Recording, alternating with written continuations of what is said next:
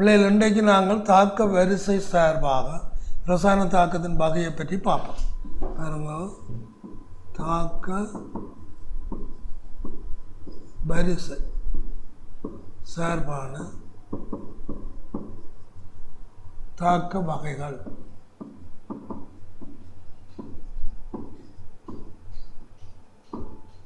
பாருங்க, ஒரு ரசாயன தாக்கத்தின் தாக்க வரிசை வந்து நீங்கள் அதில் 2 வித தாக்கமாக நாங்கள் எடுக்கிறோம். தாக்க வரிசையை நீங்கள் விஷமானத்தை உடனே எடுத்தோன்னு எடுக்கலாம். என்ன செய்யும்? ஒரு தாக்கம் முதன்மை தாக்கம். முதன்மை தாக்கம் என்றால் விஷமானது தான் வரும். மற்றது பலபடி தாக்கம். இங்கே நாங்கள் தாக்க வரிசையை வச்சு கொண்டு தாக்கங்களை வகைப்படுத்த போகிறோம். முதலாவது வகை என்ன? பூச்சிய வரிசை தாக்கம். பூச்சிய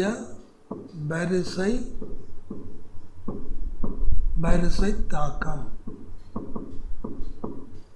ரெண்டாவது என்ன? முதலாம் வரிசை தாக்கம். மூன்றாவது என்ன?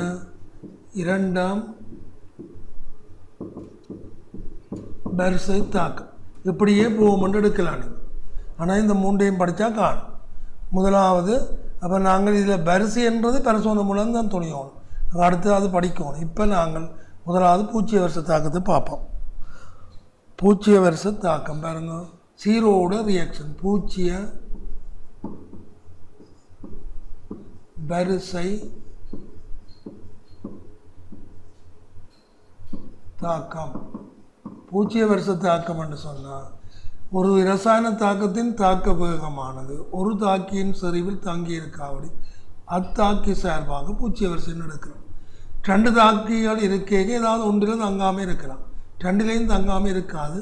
அது ஏதாவது ஒன்றில். அப்போ ஆனால் பொதுவாக அந்த தாக்கத்தை பூச்சிய வரிசைன்னு எடுக்கலாம். ஆனாலும் அந்த தாக்கி சார்பாக தான் அத்தாக்கம் பூச்சிய வரிசை. அப்போ ஒரு ரசாயன தாக்கத்தின் பாருங்க, ஒரு இரசாயன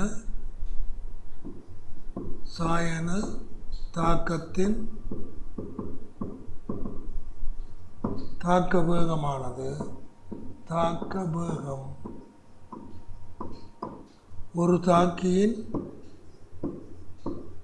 ஒரு தாக்கியின் செறிவில் தங்கியிருக்காவிடின் ஒரு தாக்கியின் செறிவில் தங்கி இருக்காவிடின் அத்தாக்கி சார்பாக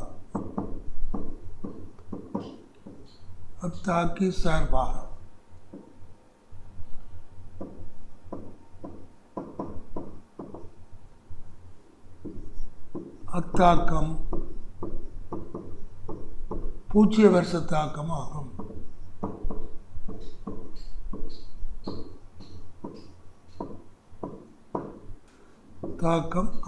அதுதான் பூச்சிய வரிசை. ஏதாவது ஒரு தாக்கின சரிவில் தங்கி இருக்காவிட்டால் பூச்சிய வரிசை தாக்கம்னு எடுக்கலாம். இதை நாங்கள் முதல் எளிய விளக்கத்தில் ஒரு 2 தாக்கியில் ஏதாவது ஒன்று தான் நான் ஒரு தாக்கி சார்பாக ஏ சார்பாக இந்த ரேட் மற்றதை மாறிலியாக வச்சுருப்போம். அப்போ இதில் என்ன சொல்லுங்க? அப்போ ரேட் சமன் கே இன்டு ஏயின் பூச்சியம் அடுக்கு. அப்போ இதான் தாக்கி ஏ சார்பாக பூச்சிய வரிசை.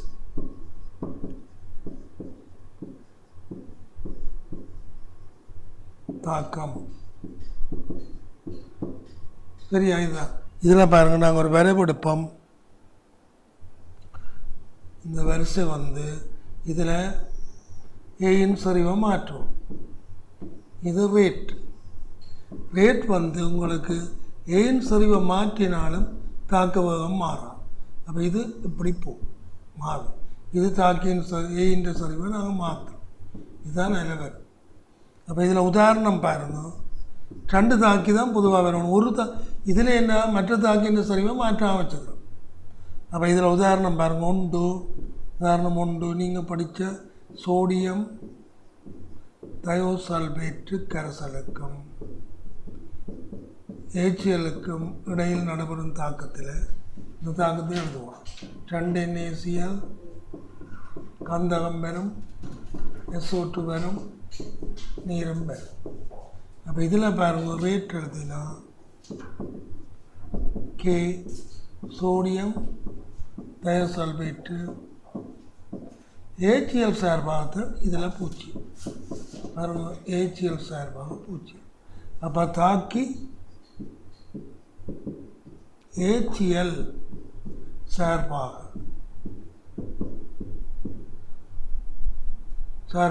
தாக்க வரிசை பூஜ்ஜியம். எனவே இத்தாக்கம் HCl சார்பாக பூஜ்ஜிய வரிசை தாக்கம்னு சொல்லலாம். இதே மாதிரி இன்னும் ஒரு உதாரணம் தான் உங்களுக்கு. உதாரணம் 2 ஆர்கானிக்கில் பாருங்க. புடையலைட்டுக்கு நீர் எண்ணெய் வச்சு சேர்க்குறீங்க.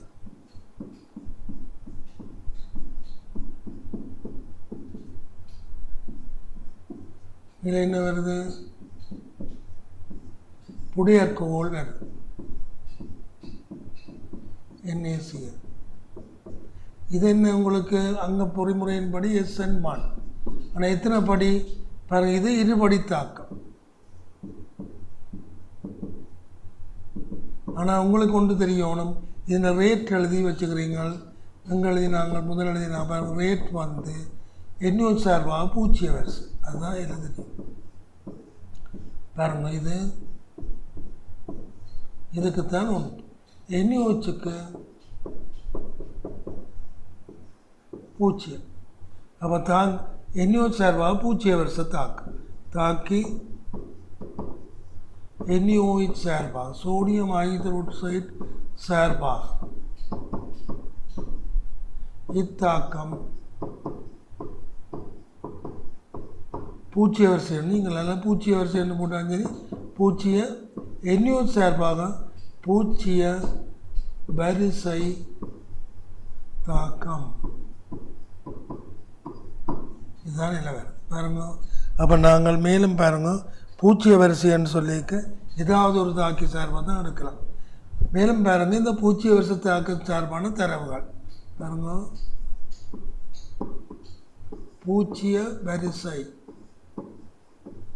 தாக்கம் சார்பான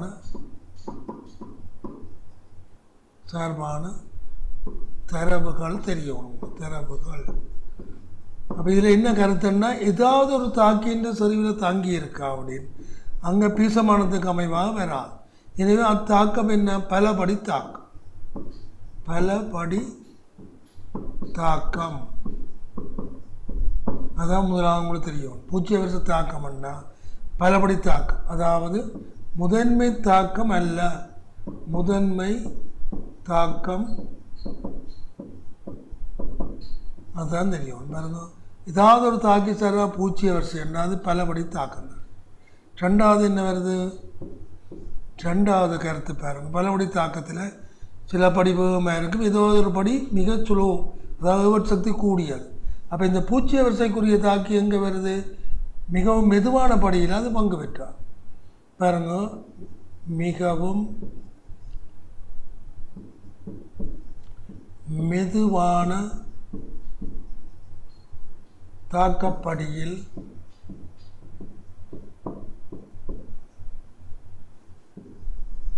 என்ன வருது? உயர்வான ஏவட் சக்தி. மிகவும் மெதுவான தாக்கப்படியில் உயர்வான ஏவட் சக்தி உள்ளபடி படியில் பூஜ்ஜிய வரிசைக்குரிய தாக்கி பூஜ்ஜிய வரிசைக்குரிய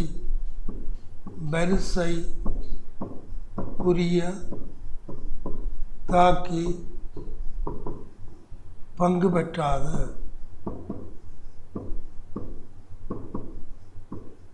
இதுதான் உங்களுக்கு தெரியும் பாருங்க.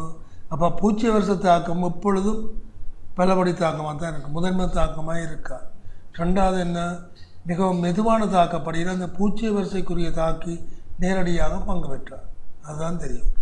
சரியா? மேலும் பாருங்கள், அடுத்தது முதலாம் வரிசை தாக்கத்தை பார்ப்போம். பாருங்கள், முதலாம்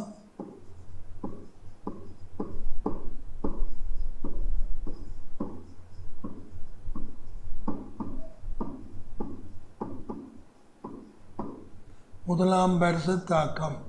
பாருங்கள், ஒரு ரசாயன தாக்கத்தின் தாக்க வேகத்தை ஏதாவது ஒரு தாக்கியின் செறிவின் முதலாம் அடுக்கு தங்கியிருப்பின் அத்தாக்கம் முதலாம் வரிசை தாக்கமாகும். பாருங்கள், மிக தெளிவாக எழுதுவோம். ஒரு இரசாயன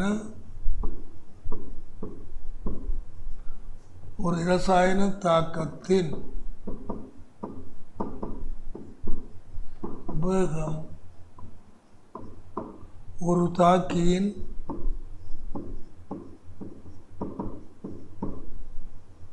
செறிவின்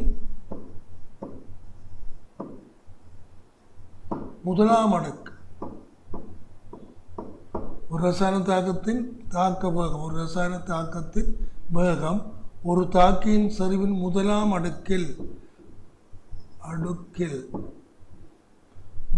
அடுக்கில் தங்கியிருப்பின்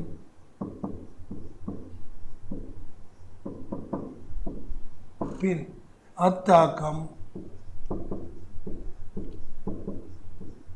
முதலாம் வரிசை தாக்கமாகும். முதலாம் வரிசை தாக்கமாகும். இதுதான் முதலாம் வரிசைக்குரியது. அப்போ எப்பவும் அந்த தாக்க வீதத்துக்குரிய கோவையை பாருங்க. அப்போ இங்கே நாங்கள் ஒரு தாக்கி சார்பாக சிந்திப்போம். ஏ என்ற ஒரு தாக்கி, அதில் உங்களுக்கு ரேட் என்ன ஏ சார்பாக எடுக்கப்படுது. கே தாக்க வீதமாக, ஏ முதலாம் அடுக்கு.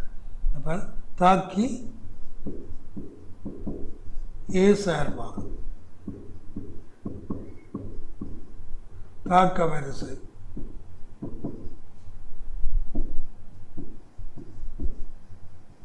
ஒன்று ஆகும். பாருங்க, முதலாம் அடுக்கு அங்கே இருக்கு. அப்போ இதுக்கு நீங்கள் வரைவுக்கு இருந்தோம்னு சொன்னால் பாருங்க, இதில் ரேட் இது தாக்கியின் சரி. இந்த சமன்பாடு எப்படி இருக்குது? y சமன் mx. அப்போ உற்பத்தி கூடா போகிறோம், கூடா வேறு உற்பத்தி கூடா போகிறோம், இப்படி கூடு வேறு. இதுதான் முதலாம் வரிசைக்குரிய தாக்கம். இதில் உதாரணம் பார்ப்போம். பாருங்க, முதலின தாக்கம் பாருங்க. இதில் உதாரணம் 1, சோடியம் தயோசல்பேட் கரைசல் சரிவு தான் எடுக்கிறோம். HCl கரைசல் ரெண்டாவது. இது என்ன விளை வருது? NaCl, அதுவும் கரைசல் தான். கந்தகம் வருது, இது கலங்கள் ப்ளஸ் SO2 வாயு ப்ளஸ் நீர். அப்போ இதில் பாருங்க, ரேட்டை நாங்கள் எழுதினா ரேட் சமன் தாக்க வீத மாறிலி K சோடியம் தயசல்பேட்டு வரிசை 1 HCl சார்பாக பூச்சிய வரிசைன்னா இது ஒன்று தான். அப்போ திருப்பி எழுதுங்க, K இன்டு சோடியம் தயோசல்பேட். அப்போ சோடியம் தயசல்பேட் சார்பாக பாருங்க, தாக்கி Na2H2O3 சார்பாக தாக்க வரிசை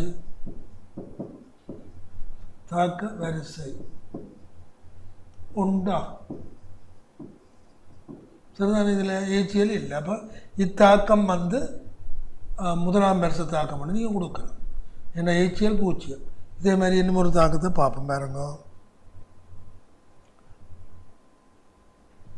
உதாரணம் 2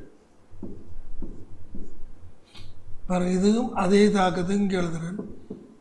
இது புடை ஏலைட்டு, இதில் வேறு ஒன்று எழுதுவோம் புரோமைட். எல்லாம் உண்டு தான். இதில் நீர் NaOH தான். அப்போ NaOH கரைசல். வெப்பம் போட்டால் நல்லது தான். வெப்பத்தை போடுவோம். வெப்பம் என்ன வருது? புடையாக்குவோம்.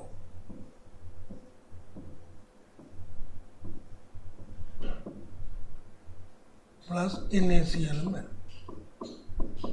சரிதானே? அப்போ இதில் பாருங்க, ரேட் எழுதினோம்னா 2 தாக்கி இருக்கு. 1 புடை ஏலைட் CBR இதில் BR போடுவோம். மற்றது இது NaOH. அப்போ இது சார்பாக 0.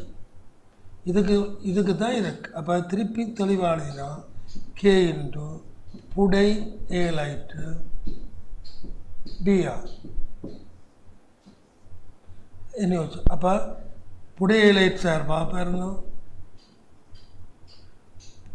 புடை ஏலைட் சார்பாக BR சார்பாக தாக்க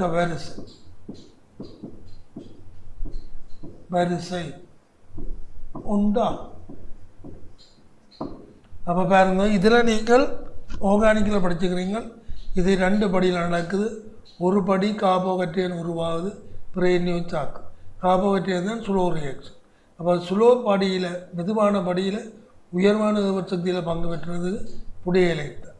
அதனால் பாருங்கள், ஒரு தாக்கி தான் இந்த தாக்கத்தை தீர்மானிக்குது. அதால் உங்களுக்கு அங்கே SN1 என்று நீங்கள் கொடுத்துருப்பீங்க. மற்றதான் SN2, இது SN1 தான். நாங்கள் தான் இதில் நாங்கள் மேலும் சில தரவுகள் இதில் படிக்கணும். பாருங்க, அடுத்தது அரை வாழ்வு காலம். அரை வாழ்வு காலம் பாருங்க, இது நீங்கள் கருத்தொல்பாட்டு 3ஆவதுல இருக்குது. அது பிறகு ஃபிசிக்ஸில் படிப்பீங்க. T-half life. இது உங்களுக்கு ஒரு ரசாயன தாக்கத்தில் தாக்கின்ற செறிவு, ஒரு ரசாயன தாக்கத்தில் பங்கு பெற்றுகின்ற தாக்கியின் செறிவு அரை பங்காக எடுக்கும் நேரம், எடுக்கும் காலம்தான் அரைவாழ்வு காலம். அப்போ ஒரு ரசாயன தாக்கத்தில், ஒரு இரசாயன தாக்கத்தில்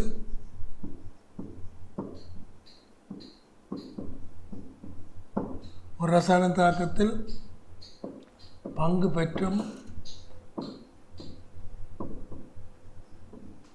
தாக்கியின் செறிவு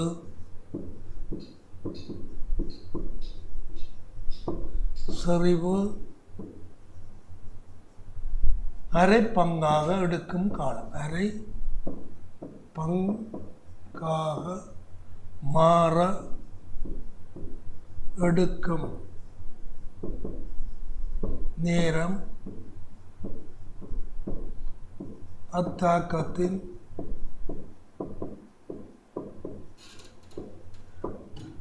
அரைவாழ்வு காலமாகும்.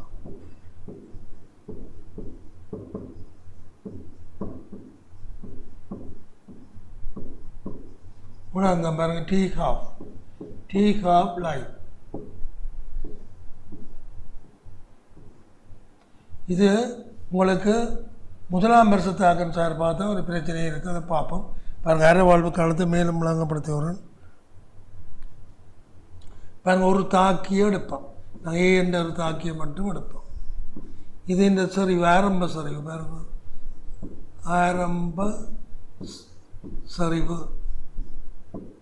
ஆரம்ப சரிவு ஒரே மண் எடுப்போம். இந்த ஒரே மந்து 0.5 மாறுறதுக்கு இதுக்கு எடுக்கிற நேரம், இந்த நேரம் தான் T-half. இதில் இருந்து 1. அப்போ 2 எடுத்தால் 2 மண் எடுத்தீங்கன்னா ஒரே மா எடுக்குது. இதுதான் T-half. அப்போ இதில் உங்களுக்கு என்ன தெரியணுமெண்டா, முதலாம் வருஷ தாக்கத்துக்கு ஆரம்பத்தில் என்ன சரிவு எடுத்தாலும் எல்லாம் உண்டு. அதாவது ஒரே 0.5 வர்றதுக்குண்டான்னு 2லேருந்து 1 வர்றதுக்குன்னா 10.5 வரும். எல்லாத்துக்கும் ஒரே நேரம் தான் எடுக்கும் முதலாம் வருஷ தாக்கம். ஏன்னா முதலாம் வருஷ தாக்கம் என்று சொல்லியிருக்க உங்களுக்கு இப்படி முதலாம் அடுக்கிலான தங்கி இருக்கு. அப்போ 2 1 மாறினான்னு 4 2 மாறினா ஒரே மாதிரி தான் எடுக்கும். இதில் வர்க்கம் வந்தால் 0 வருஷ தாக்கம் இதில் வராது. அப்போ இதில் வர்க்கம் வந்தால் அது வேகமாக மாறும். அவை பாருங்கள், அரைவாழ்வு காலம் இதுதான். இதில் நீங்கள் அடுத்த கருத்து என்ன பாருங்க, அரைவாழ்வு காலம் அரை வாழ்வு காலம் முதலாம் வருஷ தாக்கத்துக்கு, முதலாம் வரிசை தாக்கத்திற்கு முதலாம் வரிசை தாக்கத்துக்கு ஆரம்ப சரிவில் தங்கியிருக்கார். ஆரம்ப சரிவில் தங்கியிருக்காது.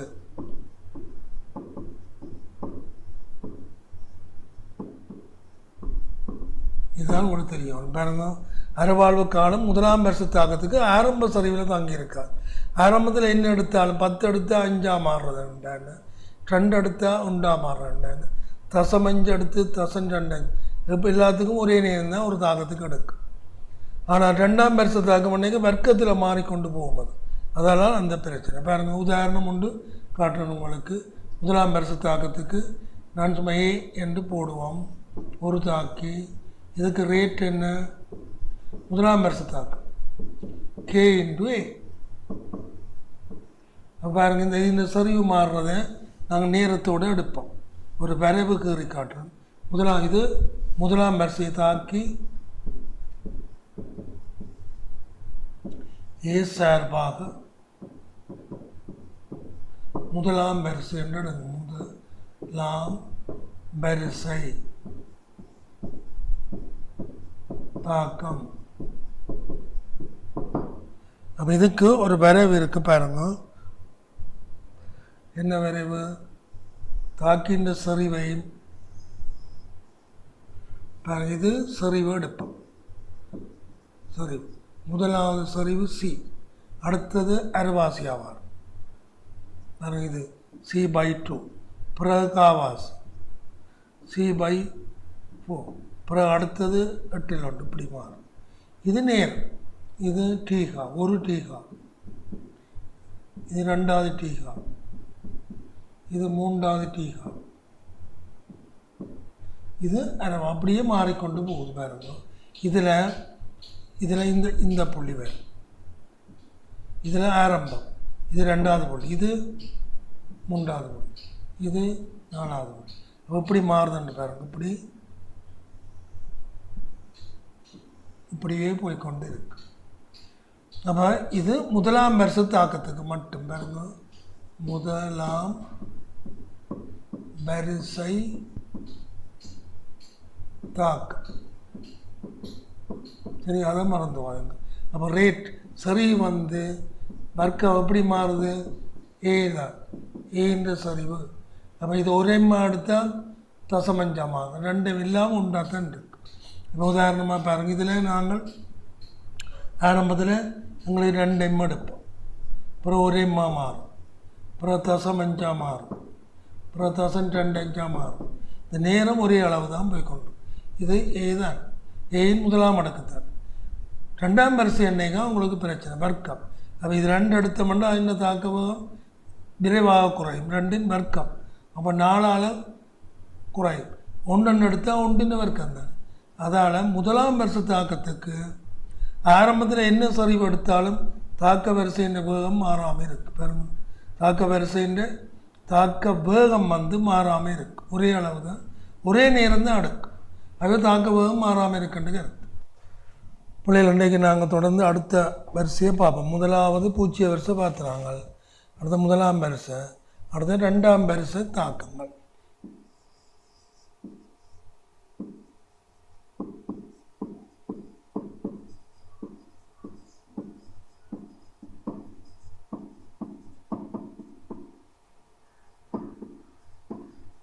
பாருங்கள், செகண்ட் ஆர்டர் ரியாக்ஷன்ஸ். என்ன கருத்து? ஒரு இரசாயன தாக்கத்தின் தாக்க வேகமானது ஒரு இரசாயன தாக்கத்தின்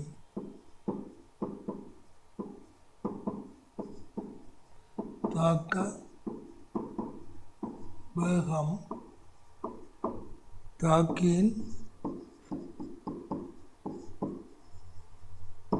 தாக்கியின் சரிவின் 2ஆம்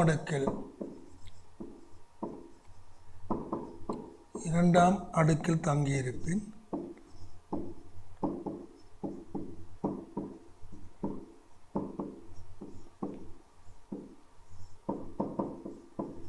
பின் அத்தாக்கம் இரண்டாம் வருஷ தாக்கமாகும்.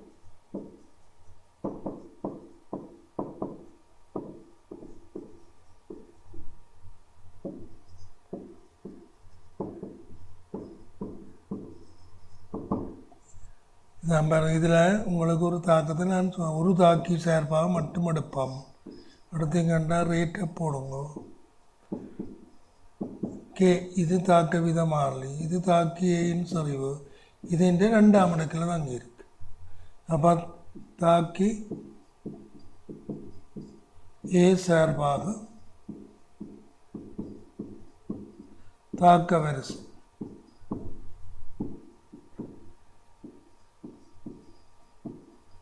ரெண்டா. சரியா? இதுக்கு நீங்கள் வரைவு எடுத்தீங்கன்னா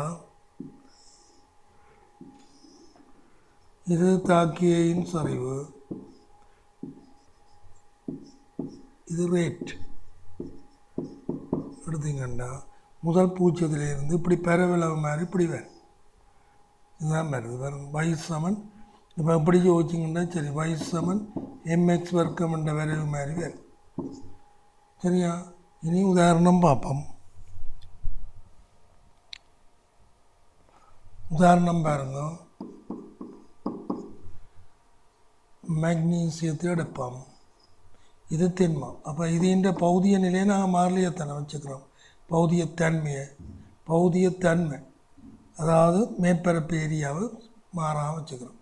அப்போ இதில் 2 HCl என்ன வருது உங்களுக்கு? MgCl2 ப்ளஸ் ஐதரசன் வாயு வருது. அப்போ இதில் பாருங்கள் ரேட் K இன்ட்டு HCl செறிவின் 2ஆம் அடுக்கு. அப்போ இது எம் சார்பாக மாறலி தான், எம்முக்கு மாறும், இது மாறலி. அப்போ இது கேக்கு இருக்கு. அப்போ HCl தாக்கி HCl சார்பாக தாக்க வரிசை 2 சரிதானே? இதுதான். இதில் பாருங்க HCl இப்போ Mg ப்ளஸ் 2H+ ஆயிருந்தால் இதில் முக்கியம் உங்களுக்கு அமிலத்தின் சரிவு சார்பாகத்தான் வரும். அப்போ 2. அப்போ Mg சக சல்பூரிக் அமிலம் போட்டிங்கன்னா உங்களுக்கு இப்படி தான் வரும். MgSO4 சக H2 வரும். அப்போ இதில் வரிசை 1 இல்லை. இது நீங்கள் H+ அமிலம் சார்பானதான் தாக்கம் 2 தான் வரும்.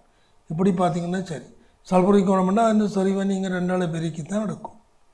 அப்போ H+ சரிவை எடுக்கிறா நல்லது. அப்போ இதில் பாருங்கள் ரேட் K இன்ட்டு H+ அயனின் செறிவின் வர்க்கம். அடுத்த உதாரணம் 2 பார்ப்போம். உதாரணம் 2 அப்புறம் இதே மாதிரி கால்சியம் கார்பனேட் எடுக்கும். இது திண்மம். அப்போ இது மாறாது. இதில் 2 HCl கால்சியம் குளோரைட்டு சக H2O சக CO2. அப்போ இதிலையும் பாருங்க ரேட் K இன்ட்டு HCl என்று சொல்லிக்கு H+ போட்டிங்கன்னா சரி, H+ன் வர்க்கம். அப்போ நாங்கள் எழுதியது இங்கே HCl பாருங்க தாக்கி HCl சார்பாக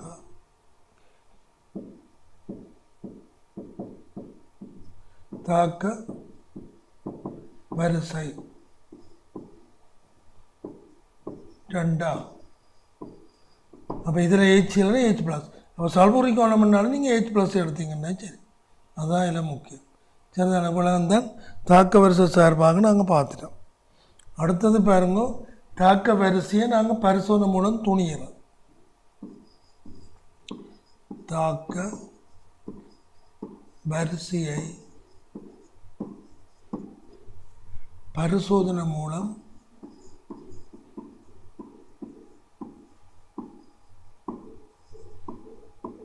மூலம் துணிதல். இதில் பாருங்கள் என்னென்னா தாக்கத்தின் வீதத்தில் சரிவு பங்களிக்குதுன்னு நீங்கள் யோசிக்கலாம். அதையும் நாங்கள் செய்கிறோம்னு எடுக்கலாம். என்ன தாக்க வரிசையை துணியைக்கு சரிவை மாற்றி தான் நாங்கள் செய்ய போகிறோம்.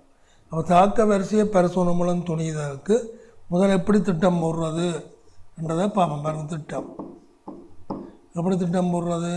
எப்படி ஒரு தாக்கியை முதல் எடுப்போம். 2 தாக்கியும் நாங்கள் எடுக்கலாம்.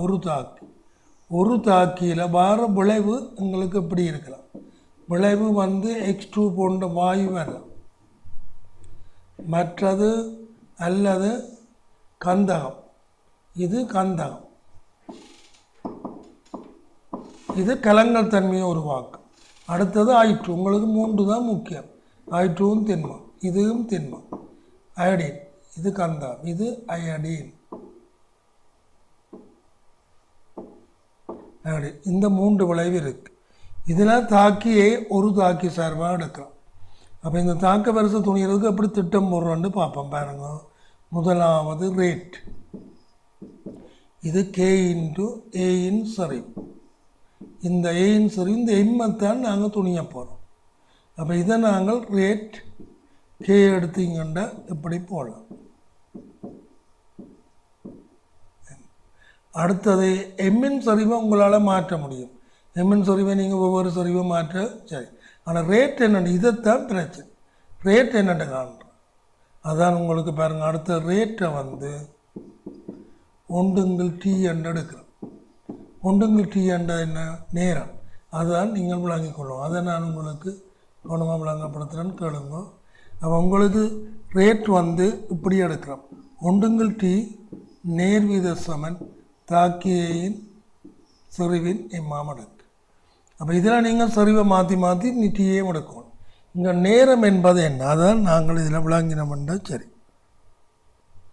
பாருங்கள், இங்கே T என்பது நேரம். நேரம் என்பது என்ன?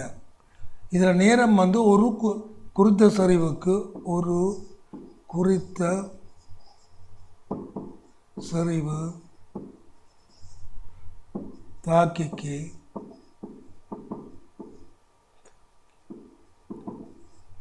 குறித்த கன அளவு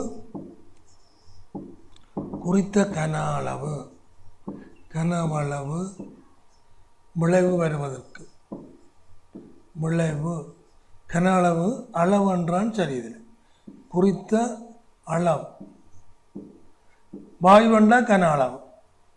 அதுதான் பாருங்க, ஒரு குறித்த சரிவுடைய தாக்கிக்கு குறித்த விளைவு குறித்த அளவு விளைவதற்கு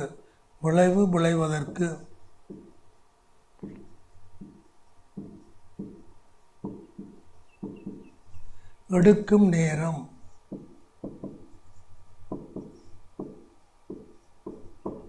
T ஆக அளவிடப்படும். T பொதுவாக செகண்ட் நீங்கள் அளவிடப்படும். இது செகண்ட் என்று நீங்கள் எடுக்கலாம். செகண்ட் அல்லது மினிட், செகண்ட் தான் சிறப்பு. அப்போ இந்த நேரம் சரிவு நாங்கள் கூட்டிக்கு நேரம் குறையும். அதான் பாருங்க, ரேட் 1T ஆக நாங்கள் எடுக்கிறோம். T என்னென்னு தான் இருக்கிறோம் பாருங்க. அப்போ இதில் நாங்கள் தாக்கின்ற ஒவ்வொரு சரிவுக்கு குறித்த அளவு விளைவதற்கு எடுக்கும் நேரம். இனி அளவு என்பது என்னென்று தான் அடுத்த பிரச்சனையை பாருங்க.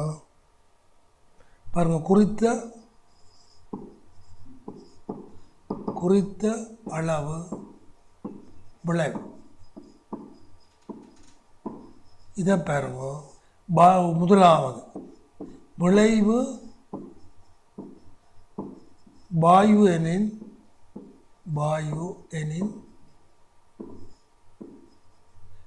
எனின் குறித்த கன அளவு.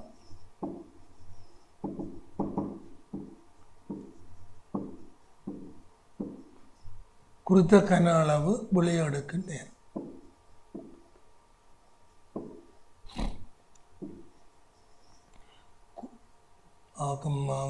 குறித்த கன அளவு விளைய எடுக்கும் நேரம் டி ஆகும். டி செகண்டா. அப்போ இதில் நீங்கள் ஒவ்வொரு தாக்கின்ற சரிவை மாற்றி மாற்றி குறித்த கன அளவுண்டா எவ்வளவு எடுக்கலாம். நீங்கள் 10 சென்டிமீட்டர் கனம் எடுக்கலாம், 10 சென்டிமீட்டர் கனம், அல்லது 5 எடுக்கலாம். உதாரணமாக மெக்னீசியத்துக்கு மேய்ச்சலுக்கு வேண்டாம் ஐதரசன் வாயு. நாங்கள் பொதுவாக உங்களுக்கு ஐதரசன் வாயு தான் வரும். இது வாயு விளைவண்டா இதை எடுக்கலாம். அடுத்த ரெண்டாவது பாருங்க, கந்தகம் விளைவு எனின் குறித்த அடையாளத்தில் பாருங்க, குறித்த இந்த அடையாளம், குறித்த அடையாளத்தை மறைய எடுக்கும் நேரம்.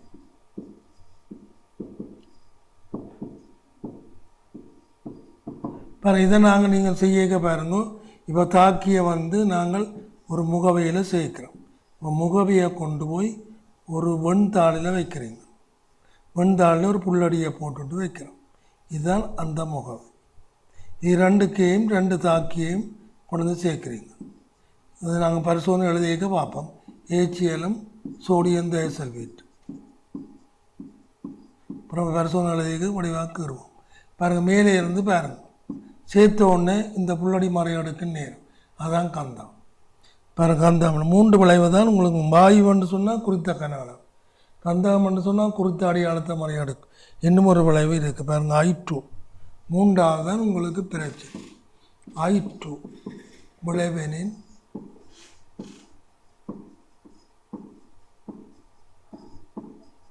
பாருங்கள், இதில் நாங்கள் நேரம் எடுக்கிறதா உங்களுக்கு ஒரு வித்தியாசமான தரவு தருவோம். முதலாவது பாருங்க, மாப்பொருளை நேரடியாக பாவிக்கலாம். மாப்பொருள் நீளமாக மாற்ற எடுக்கும் நேரம். நீல நிற மாற்ற ஏற்பட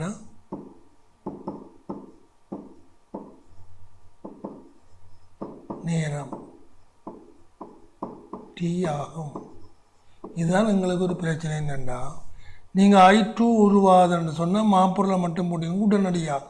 அதாவது மிக குறைந்த I2 0.001 m I2 இருக்கே மாப்பொருளை நீளமாக மாற்று. மாப்பொருள் நீளமாக மாற்று. அப்போ நேரடியாக மாப்பொருளை நாங்கள் நீளமாக மாற்றுற நேரத்தை அளக்கலாம். ஏன்னா மிக மிக சிறியது பாருங்க. அப்போ இது நாங்கள் நேரடியாக அளவிட முடியாது. அப்போ என்ன சேர்க்கிறோம் பாருங்க, ஒரு குறித்த அளவு சோடியம் தயசல்பேட் சேர்க்கப்படும். பாருங்கள், இதில் இதுதான் அந்த தாக்கு. சோடியம் தயசல்பேட்டும் மாப்பொருளையும் சேர்த்து போடப்படும். மாப்பொருளையும் சேர்த்து இது குறித்த அளவு. இது இப்போ 0.001 m அப்படி குறித்த ஒரு அளவு தான் பாய்ப்போம். இது மாறாது மாப்பொருள். அப்போ இதில் என்ன பாவிக்க போகிறோம், சோடியம் தயசல்பேட்டை தாக்குறதுக்கு I2க்கு ஒரு நேரம் எடுக்கு. அந்த நேரம் தான் இங்கே எடுக்க போகிறோம். அப்போ இதில் என்னென்னா, இப்போ சின்ன பிள்ளைகள் ஓடிக்க 2 பேர், சின்ன பிள்ளைகள் 3-4 பேர் ஓடி நின்று இங்கே இதிலேருந்து ஸ்டார்ட் பண்ணினேன். இவையில் ஒரு 50-25 மீட்டரானு இவையில் ஓட விடுறோம். அப்போ 25 மீட்டர் 2 பேரும் கிட்டத்தட்ட சமனாக தான் ஓடுவேன். கொஞ்சம் தூரம் தானே. அப்போ இது இடையில் பனிஸ் வச்சு வரும். இது பன் வச்சு விட்டா, பன்ஸ் வச்சு விட்டா அதை சாப்பிட நேரம் எடுக்கு. அதே மாதிரி தான் இங்கே சோடியம் தயசல்பேட் இருக்குது. I2 என்ன செய்யும், முதலில் சோடியம் தயசல்பேட்டோட தாக்கும். அப்போ இதில் பாருங்க, இந்த தாக்கத்துக்கு பிறகு தான் I2.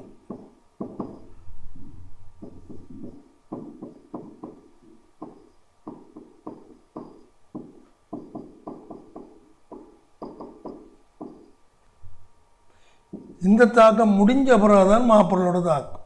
இதுதான் வேகம். இது வேகம் கூடும். அப்போ சோடியம் தேசலோட தாக்கின ஆயிட்டு அதை முற்று பெற்ற பிறகுதான் மாப்பொருளோட தாக்கும். அப்போ மாப்பொருளோட முதல் தாக்கினா தாக்கத்தை செய்யலாம்.